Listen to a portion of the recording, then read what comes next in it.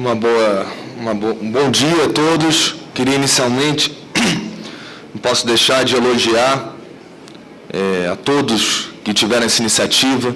Discutir doping é algo raro nesse país, vamos sediar uma Copa do Mundo.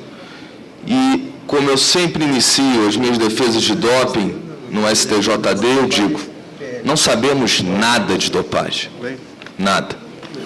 E essa conclusão que eu tiro disso algo positivo, a partir principalmente dessa iniciativa do Congresso Nacional, de nos fazer pensar, refletir, discutir doping. Espero que se estenda isso a outras sessões, em outras casas, no âmbito dos estados, do município, nas escolas, que eu acho que é esse o interesse público sobre a matéria. Próximo. Começo a minha exposição tratando da internalização do Código ADA, do Código Mundial de Dopagem no Brasil, que veio tarde, porque embora a Convenção da Unesco, do qual o Brasil é signatário já desde 78, se eu não me engano, permitiria-nos manusear e aplicar esse diploma universal aqui no Brasil, ele só se tornou vivo a partir do decreto 6653 de 2008, no final do ano de 2008, pelo presidente Luiz Inácio Lula da Silva, com vigência a partir de 2009. E vejam, o código que foi publicado no vernáculo, nesse decreto, quando publicado, logo em 2009 já não era mais o código em vigor mundialmente. E isso é, sem dúvida, uma dificuldade para os atletas, porque como eles não poderão alegar o desconhecimento da lei em causa própria, se o texto legal em vigor mundialmente e que o Brasil recepcionou, o novo, não foi traduzido para a língua portuguesa. É uma dificuldade, sem dúvida, a todos os atletas e a todos os profissionais que lidam com a matéria doping. Eu, como grande nacionalista, quando eu tive a oportunidade, no caso do Dodô, que foi um precedente que ampliou os limites da jurisdição das demandas desportivas que envolvem doping, avançando a Corte Arbitral do Esporte em grau de recurso, ou seja, as decisões do STJD, a partir do precedente do caso Dodô, passaram a ser, peço a licença, não pejorativa para dizer, subjugadas por uma Corte Arbitral do Esporte Internacional. Como bom nacionalista, eu confesso que lá no fundo, preocupado com a nossa soberania, cheguei a pensar em desafiá-la nas nossas cortes nacionais, na justiça comum, em defesa da autonomia e da independência do STJD, que é, inclusive, pedra da nossa Constituição Federal no artigo 217. Mas revi de imediato esse ímpeto ao entender, estudar e entender que o sistema do esporte é um sistema globalizado, ele é universal. E se a CBF é filiada à FIFA e se a FIFA reconhece como última instância a Corte Arbitral do Esporte, não temos como fugir, e essa independência e autonomia do STJD, de certo modo, ela é mitigada, mas acredito que de uma forma positiva, porque a matéria é universal e, por isso, justifica a jurisdição de uma corte internacional. Mas o que é a defesa de um atleta além das fronteiras brasileiras? Quais os custos disso? Eu posso estimar por baixo um processo na Corte Arbitral do Esporte entre custas, passagem de avião, hospedagem, vou deixar até os honorários de fora, tradução de documentos, que isso é inevitável, não sai por menos de 30 mil, 50 mil dólares. O que é isso para o atleta, no caso William, por exemplo, que jogava na terceira divisão do futebol mineiro e teve o seu caso levado à Corte Arbitral do Esporte? Esse caso eu tive a oportunidade de trabalhar gratuitamente, me ofereci porque me sensibilizei com o caso, pelas suas particularidades, e o fiz gratuitamente, conseguimos trazer a audiência da Corte Arbitral para o Comitê Olímpico Brasileiro na Barra da Tijuca, que cedeu espaço e permitiu economizar custos, mas mesmo assim esse atleta teve que gastar quase em custo de tradução, quase R$10 mil para um atleta que ganha salário mínimo. Essa é uma dificuldade imensa à defesa dos atletas, e acho até, e fica uma sugestão, que órgãos poderiam, em último caso, assistir a esses atletas e permitir-lhes o direito de defesa, que também é universal. Próximo. Para preparar essa exposição, eu pensei em buscar dados estatísticos, porque se nós pretendemos enfrentar o nosso inimigo, que é a dopagem, nós precisamos conhecê-lo.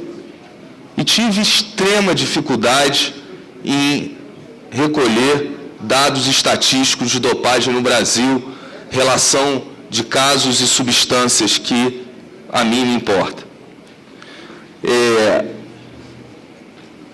Há também no Brasil, e eu faço um destaque, um reduzido número de experts. As nossas referências na área, e eu digo porque são as 4 que me vêm à cabeça de imediato, e acredito que de muitos aqui que militam na área, Dr. De Rose, Eduardo De Rose, Dr. Thanos, que há anos é chefe do controle de dopagem da CBF, Dr. Pulga, que eu ainda jovem recordo do caso Mauro Mais, e dali em diante passei a acompanhá-lo e considero um dos maiores experts especialistas em dopagem no Brasil, e Dr. Francisco Hagler, que é um abnegado à frente do LADETEC. Acho que para um país de dimensões continentais quanto o nosso, ter 4 especialistas e um curioso e alguns outros curiosos é muito pouco. É preciso investir na formação de profissionais multifuncionais, não são só advogados, também não são só profissionais de educação física, mas de outras áreas de apoio à pesquisa e ao estudo científico da dopagem no Brasil. As dificuldades do laboratório único credenciado no Brasil, e eu me ressinto que o laboratório da USP não tenha obtido esse credenciamento, pelo que representa para o país e para a América do Sul, principalmente. O único é o LADETEC no Rio de Janeiro. Por quê? Por que não outros? Vamos sediar uma Copa do Mundo e uma Olimpíada, só teremos um laboratório credenciado, haverá um engarrafamento de exames de dopagem, haverá uma força-tarefa paliativa que depois das Olimpíadas não nos deixará legado, fora as dificuldades que esse único enfrenta. No Brasil, são apreendidas toneladas de drogas ilícitas por ano, e para o LADETEC poder fazer os seus exames de dopagem, no caso de substâncias como maconha e cocaína, ele precisa importar, sofrer um processo, passar por um processo burocrático de importação de uma substância ilícita, enquanto queimamos toneladas que poderiam pelo menos servir ao estudo científico. Fora as condições precárias, é um laboratório muito avançado, eu tive a oportunidade de estar presente, parece que estamos em outro mundo, porque seus profissionais são muito graduados, seus equipamentos são de última geração, mas é muito pouco o investimento no LADETEC. E se é o nosso único, deveria ser a referência nacional, até para que outros surjam e possam copiá-lo. Isso implica também nas restrições à defesa do atleta quanto à análise da prova B, da contraprova. Muitos abrem mão da contraprova e já ouvi auditores no tribunal dizendo: mas ele abriu mão da contraprova, então é porque ele admite que a prova está certa. E muitos abriram mão por não poder pagar 5, 6, 8, 12 mil reais, dependendo da competição e dos custos que são cobrados para abrir a contraprova. Isso cerceia o direito de defesa dos atletas, porque a contraprova é um direito dos atletas, é um direito, e deve ser exercido. Ao mesmo tempo, o LADETEC sofre restrições internas e por parte de um especialista, que, salvo engano, o Dr. Eduardo De Rose, todas as vezes que chefiou em algumas entidades a comissão de dopagem, preferia mandar para o Canadá os exames e não para o LADETEC. E nunca se foi revelado o porquê disso. Eu tenho a maior curiosidade de saber. Há dúvidas quanto aos procedimentos do LADETEC? Precisamos descobrir o porquê disso. Confrontar os nossos especialistas para aperfeiçoar se há inseguranças que se aperfeiçoem esse sistema de controle. Não podemos fechar os olhos a uma divergência dos nossos próprios especialistas. Eu peço para passar, isso é muito grave. Eu, quando tive a oportunidade de denunciar isso à Corte Arbitral do Esporte, no caso CAS 2009-1903, o caso William, na sua decisão, o CAS expressamente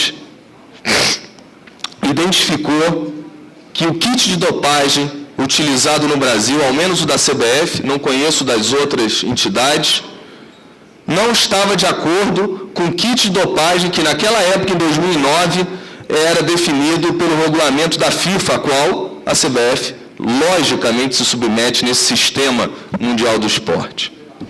E eu sei que isso causa um grande constrangimento às pessoas envolvidas, porque eu tive a oportunidade de levantar a mesma dúvida quanto aos kits no julgamento no STJD, e chegou aos meus ouvidos reclamações. Mas vejam, Excelência, senhores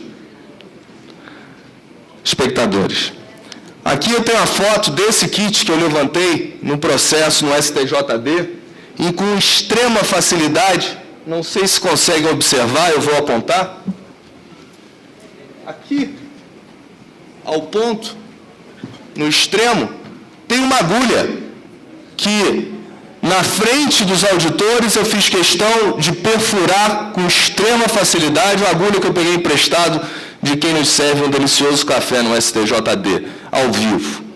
Por quê? Porque o kit é de plástico, é de um material absolutamente vulnerável. O kit não possui certificação nacional de lugar nenhum, do Instituto de Pesos e Medidas, qualquer outro.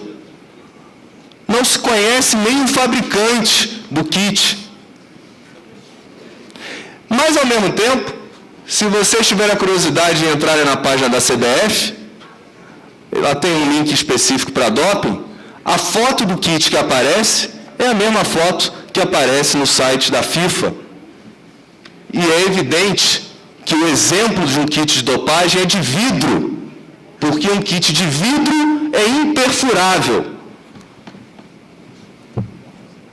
Além do mais, esse kit de plástico, já ouvi de alguns especialistas que a alta temperatura é possível você subtrair, retirar a sua tampa sem romper o seu lacre. Ou seja, num processo que coloca em risco a imagem dos atletas e pode marcar as suas carreiras para toda a vida, eles podem, sim, ser vítimas de fraude.